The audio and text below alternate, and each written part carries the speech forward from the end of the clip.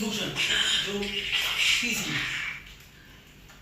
इसमें से उल्टा होगा, इसमें कुछ भी नहीं कि एज ए राइटर आप स्टोरी में आपका नाम भेज रहे हो, उसमें नहीं होगा, नहीं किससे होगा, मैंने बोल दिया ना आपकी जगह से जानिएगा कि मेरा नाम लेके नहीं का नाम है विवाद बोल रहा है, बोल रहे हैं तो बहुत अच्छी है।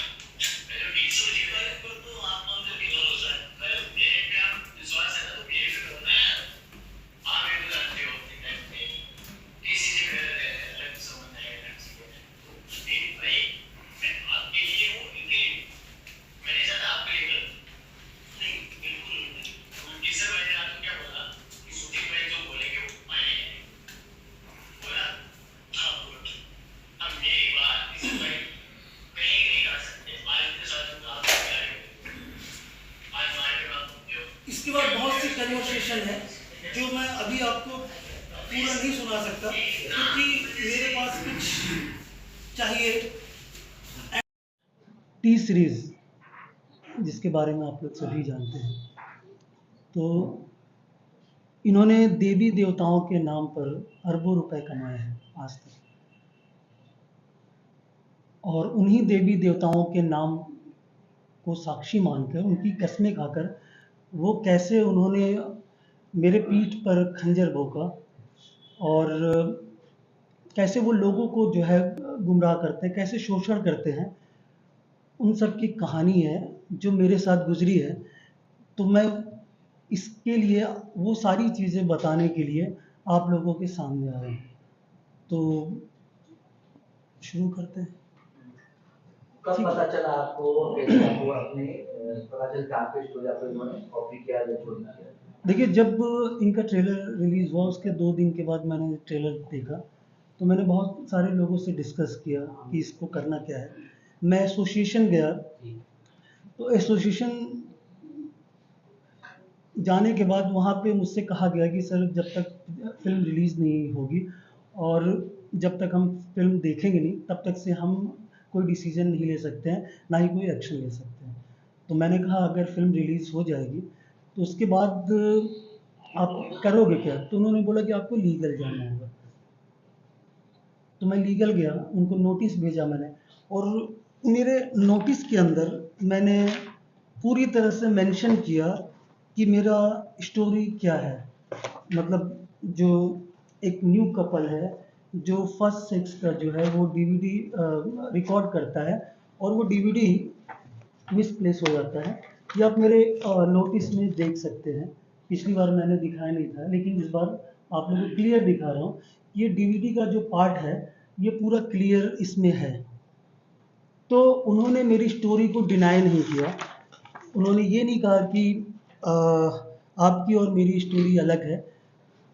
उन्होंने मुझे इसका मेरे नोटिस का जवाब दिया, जिसमें उन्होंने सिर्फ ये मेंशन किया कि इनके जो राइटर हैं मिस्टर यूसुफ अली खान, ये आप लाइन देख सकते हैं यहाँ पर, उन्होंने स्क्रीन राइटर एसोसिएशन में रजिस्ट्रेशन कराया था 2015 में, 27 अक्टूबर 2015, ये आप देख सकते हैं।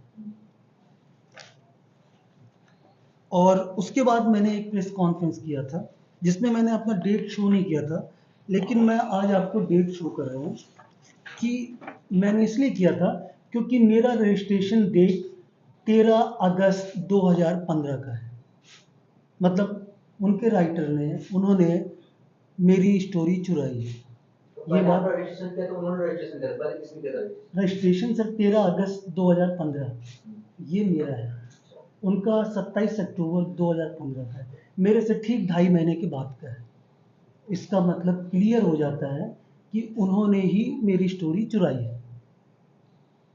और उसके बाद मैंने एक प्रेस कॉन्फ्रेंस में सबको बताया। फिर उन्होंने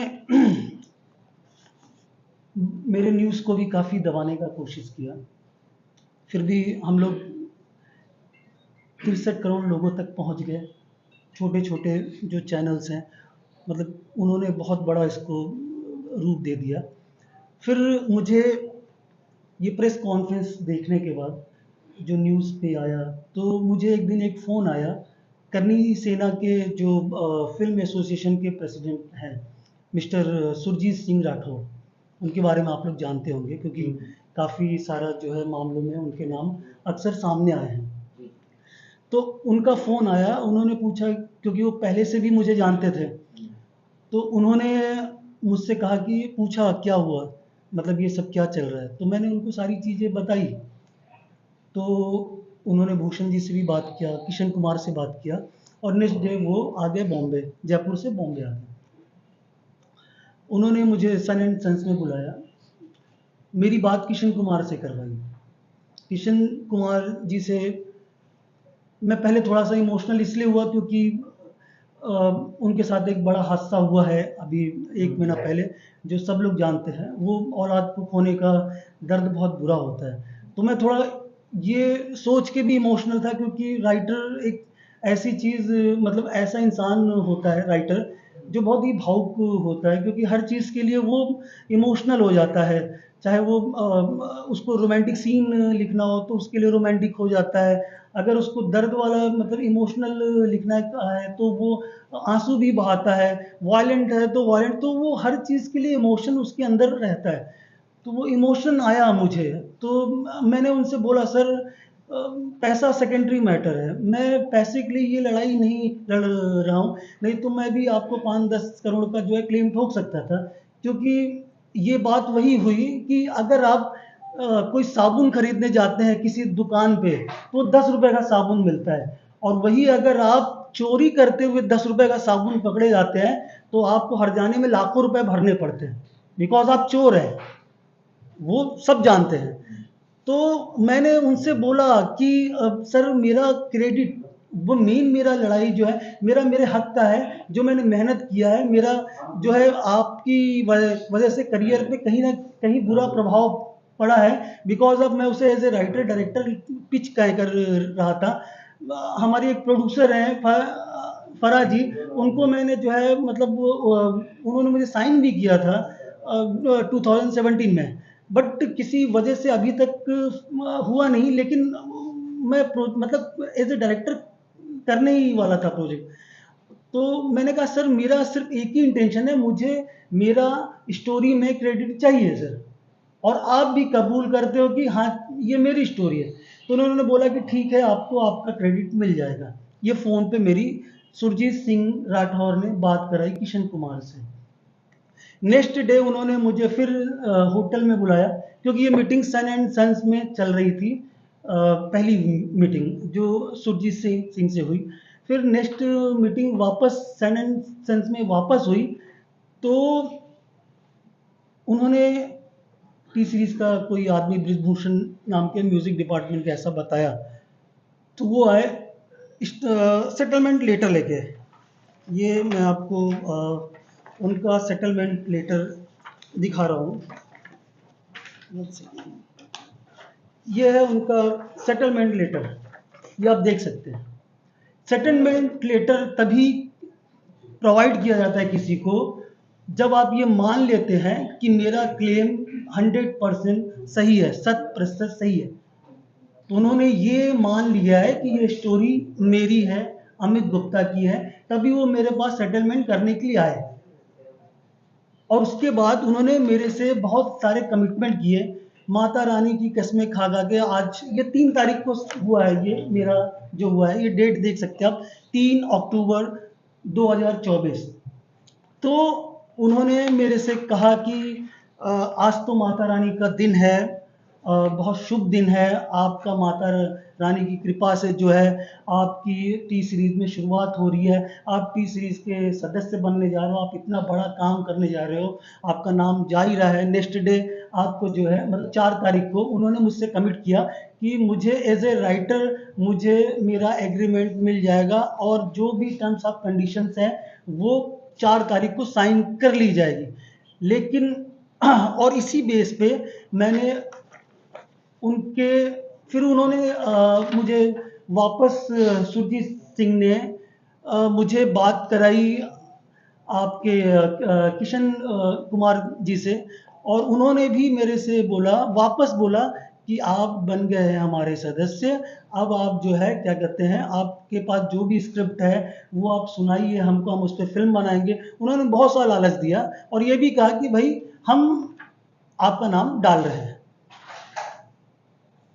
और ये मैं इसलिए कह पा रहा हूँ क्योंकि जब मैं उस मीटिंग में गया तो मुझे वहाँ पे, क्योंकि उन्होंने मेरे से सीधा बोला था कि कोई आपका लॉयर नहीं आएगा, कोई भी आपका दोस्त नहीं आएगा, आपको आना है होटल में सेटलमेंट के लिए, अकेले आना है। तो मैं थोड़ा डरा हुआ था कि ये लोग मेरे साथ कुछ भी कर सकते हैं, इसलिए मैंने अपना रिकॉर्डिंग ऑन कर दिया था। तो जो मीटिंग का जो कन्वर्सेशन है, सारी चीज़ें जो हुई है, वो 30 मिनट की रिकॉर्डिंग वो मेरे पास है एविडेंस के तौर पर। उसका मैं कुछ पार्ट आप लोगों को सुना सकता हूँ, वो मैं सुना भी देता हूँ आपको।